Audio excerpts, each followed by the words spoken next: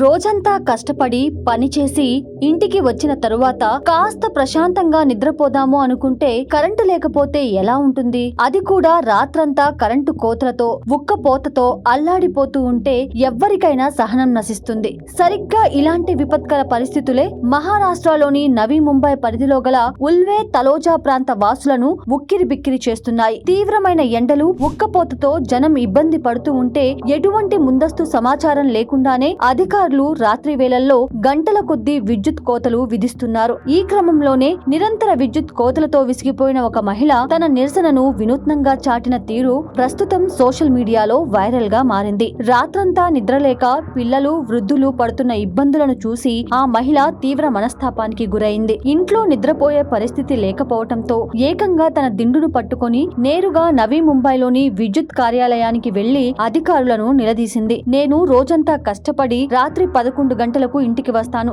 ఉదయం 6 గంటలకే మళ్లీ విధులకు వెళ్లాలి. నాకు దక్కాల్సిన ఆ కొద్దిపాటి విశ్రాంతిని కూడా ఈ కోతలు దోచేస్తున్నాయి. రాత్రంతా కరెంటు లేకపోతే మేం ఎలా బతకాలి? బిల్లులు మాత్రం సకాలంలో వసూలు చేస్తారు కదా అని ఆమె అధికారుల ముందు కన్నీటి పర్యంతమైంది.